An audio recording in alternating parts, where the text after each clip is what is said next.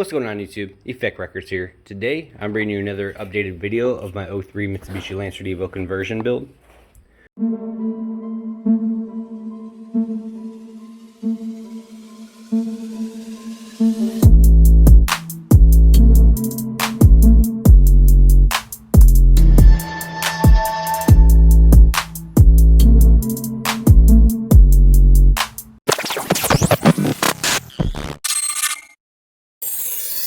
Alright guys, so let's go ahead and get started into the video. So as you see, I got tape now on the left side as well. Let's go ahead and flip this flashlight on. Maybe you can see it a little bit better. But there's tape on both sides now. In the strut bar, like the little mock-up version that I made, fits in both sides perfectly fine. So my alignment is still the same. I didn't over weld the metal and make it bend and warp and stuff like that. So it looks like it'll fit perfectly great. Now there is some things I got to do to edit the little the tape, to edit the tape. As you see, it's kind of rough still around the edges, but I just wanted to make this video because the resin is supposed to be here today. So it's supposed to be here today. It was supposed to be here yesterday actually. The tracking updated to yesterday and it failed to get here, so now the new tracking says it's out for delivery right now, so we're waiting for that. So hopefully by next video I'll have this all nice and at least fiberglassed, and hopefully started the sanding process. I'm not for sure how long it's going to take me with sanding it and making it look good and stuff, but I plan on just fiberglassing this whole, this whole wheel well section on both sides. So that way it has enough, and then also scratching the undersurface and trying to protect it the best I can and get it as good as possible. Now I have the same kind of seam sealer stuff on this side as well. So this is kind of how this side turned out.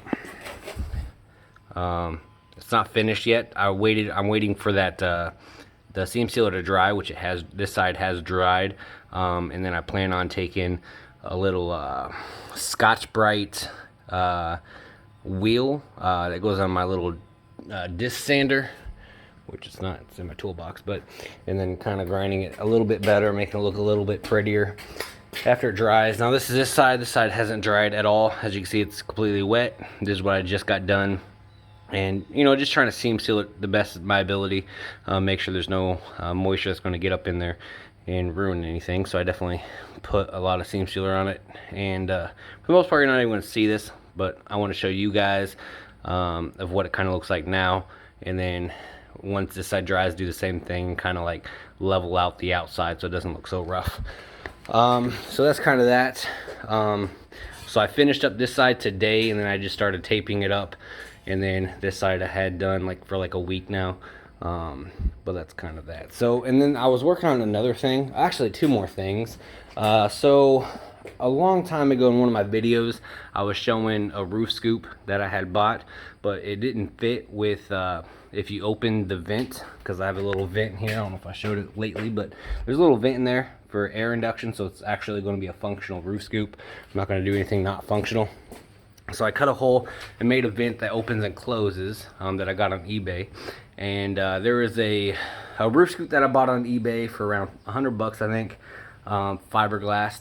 And well, if you guys remember it, I ended up covering it up, and right now what's under this is cardboard, some pieces of metal, and more cardboard and a lot of tape. So that's kind of the underside. That's how big it was, like height wise, so not very big at all. So I ended up covering it up. Now it's not done. I'm probably gonna make changes to it, but I was working on it, so I figured I'd show it anyway. And this is basically gonna go on the roof portion, right back there.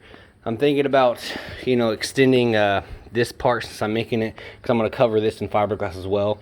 And my idea is to make this a little bit, longer, that swoops, longer back instead of just like that, because it is pretty tall, considering. So I don't like that fall off rate. I try to slim it down with some more cardboard down there, but I'm thinking about, just because since I'm making it out of fiberglass, technically I can make it longer than the actual fiberglass pieces. So I plan on you know, swooping it out. That's kind of what it looks like so far. And then I'll make my cutouts for the air vent out of, like, once the fiberglass dries. And then I would like to mold it to the car instead of just using rivets, because I also have, I don't think it's in here anymore. It wasn't here. No, it's not. But I have the panel bonding adhesive that's made for bonding panels together and stuff. So it's kind of that. Now, the last thing I was working on that I can think of right now requires me to get, oh, don't mind my shoe. Right now it's held up by a zip tie, because my dog, we got a new puppy, and she chewed my shoestrings off. So right now it's just held up by a zip tie. But anyway, so got the drive shaft off there. Now this is not done either, so bear with me. This is just while I'm waiting for welds to not warp and stuff like that. I was working on this. But it's the mount for the drive shaft. So I got that side here, the front side, and then I got the rear side right there. So this back piece is primered and then seam sealed up, so try not to leak around the edges, as well as coated and underbody coating. The same thing for this side. So it's primered, then seam sealed. I just seam sealed around it, and then just, you know, added protection, I guess, and then underbody coated on top of that. And that's kind of what that side looks like. And then the other side is not done. And the reason why it started chewing through the floor, because I'm going to add more structure probably, but even though there's not a whole lot of weight to the drive shaft, so it's like, you know, not needed or anything, because it's not a lot of weight that is pulling or anything. Like, these are definitely solid up there, but it started chewing through the floor because I had my settings still on the thick steel, and I was hoping to get by, but as you can see, I did not get by. So, but I did weld around, like on this thicker piece. I welded that up with the fatter setting, so it definitely has a decent contact point. And I got a little bit more to do on that, and then some on the other side as well. But I just figured I'd show you kind of what it looks like now.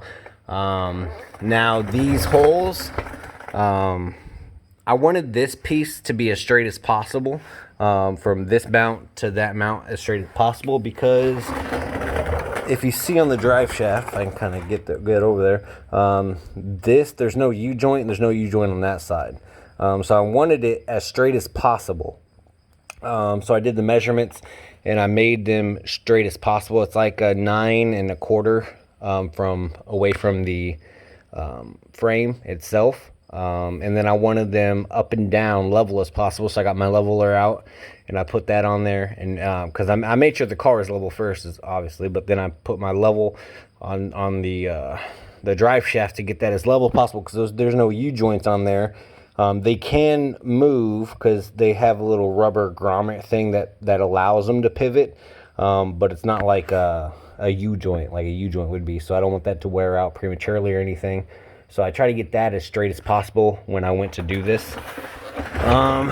So just trying to give you guys some insight if you guys decide to do this. Now, with this part, this was like one of the worst parts about this build so far. And the reason why is because I don't have a lift. So from grind, I do got a welding jacket hanging up right over there, that green thing. But from going from like grinding and welding and stuff, I got a shit ton of burns. Like, it just kept burning me, and I was saying a lot of words that I probably shouldn't have said just because it sucked. Like, just nothing, like, because you're grinding, and where is it going to fall? It's just literally going to land on you.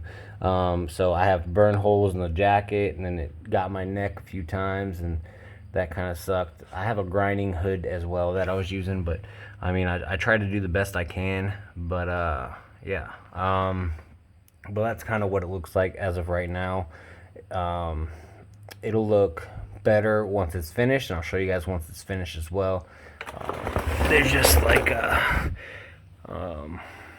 and then I plan on cutting that that part of that floor out that's already burnt up.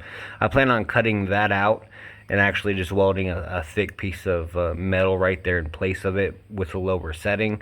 Just right now I've been using the higher setting, so it's like one of those things where I just forgot to change, and I was like, man, it's burning right through. So then I changed it, and then I just tack welded in a few places, and then I turned it back up and then started welding other places, because the reason why is because I didn't want to keep getting from, like I said, if I had to lift this would be a lot better, because I had to keep rolling out, changing the settings, coming back, and I didn't want to do that. And I was working on that wheel well as well, so in that I needed the higher setting for.